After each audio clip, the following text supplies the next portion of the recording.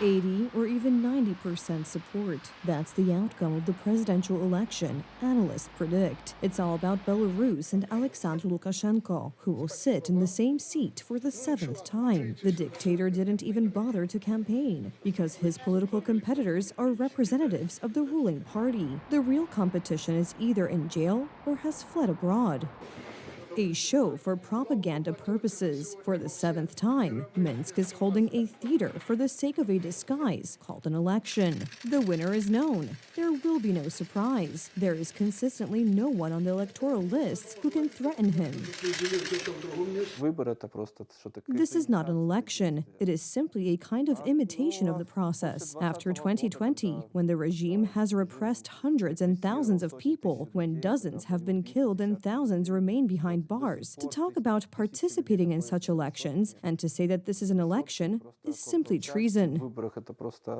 The opposition is not there. Lukashenko has only allowed the opposition to participate in elections once, and it ended almost tragically for him. The falsification of the results and forcible crackdown on protests almost led to the overthrow of the dictator, and thus was just a step away from Moscow's intervention. The election also takes place in the atmosphere of fear and repression, which has been really unrelenting since 2020.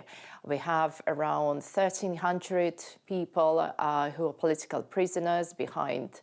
They're currently in prison, behind bars. Protests swept through Belarus for days. At a key moment, demonstrators moved toward the president's residence. It was then that Lukashenko walked out to the officers of the security forces with a rifle in his hand. That's why today there's no point even talking to those who are taking part in the elections. No one will say anything that could expose them to repression by the authorities. It will be reappointment by illegitimate dictator, by himself. That's it. No people's wish will be included. You know, all the political opponents of Lukashenko either in prisons or in exile for 4 years. Through brutal repressions, he managed to suppress the most active people, put them in jail or sent them out of the country. So it's like a show for one person.